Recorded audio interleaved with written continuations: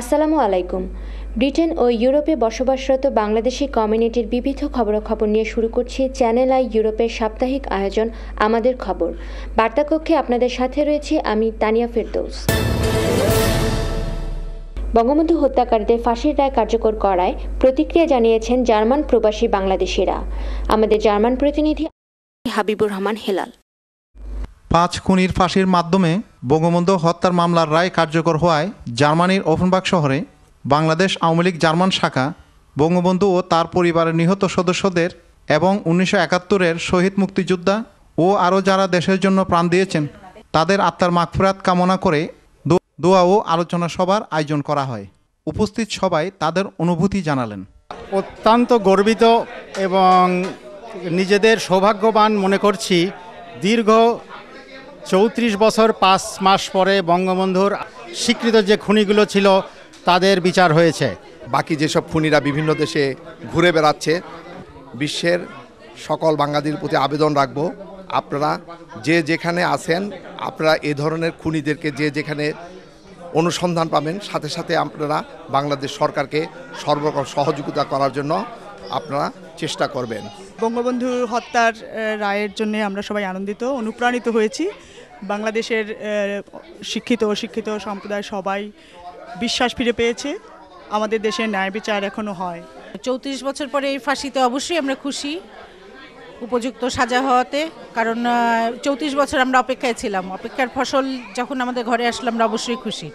It is not only verdict of sentence to death, it is also message to the all able powers of Bangladesh like BNP Jamaat.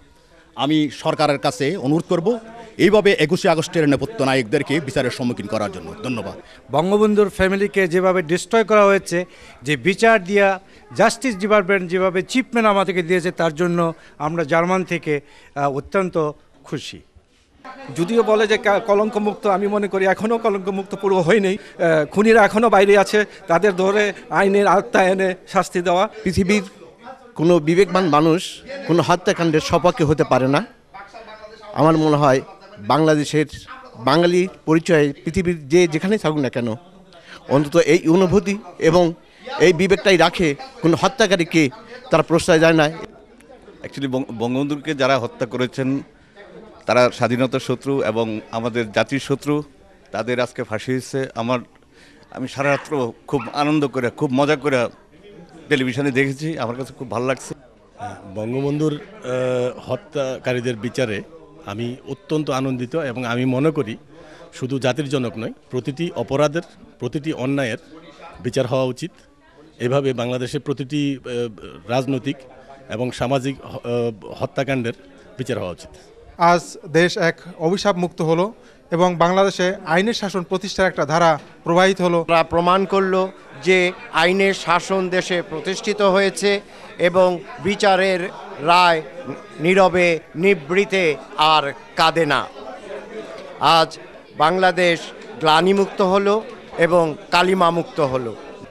দীর্ঘ 34 বছর পর বাংলাদেশের আইনগতভাবে যে বিচার সম্পূর্ণ হয়েছে, এর জন্য বাঙালি জাতি কলঙ্কমুক্ত হয়েছে, এতে আমরা খুশি। এক জার্মান ভদ্রলোক আমাকে বলছে, I doubt sovereign entity of state of Bangladesh. আমি তাকে জিজ্ঞাসা করলাম কেন? সে আমাকে বলল যে দেশ স্টেটের কাজ হলো মানুষের নিরাপত্তা দেওয়া, আর সবচেয়ে বড় দায়িত্ব যখন কোনো মানুষকে খুন করা হয় সেই খুনের বিচার করা। যে ইন্ডিপেন্ডেন্ট কেসের মাধ্যমে যেভাবে নাকি এটাকে দাবায় রাখা হয়েছে, আমার মনে হয় না যে কোনো রাষ্ট্র এটা করতে হবে, পৃথিবীর ইতিহাসে এরকম নাই। জয় বাংলা, বাংলার জয় হবে হবে নিশ্চয়। আজ 34 বছর পর এই বাংলার সত্যিকারের জয় হলো। Habibur Rahman Helal, channel I, Offenburg, Germany.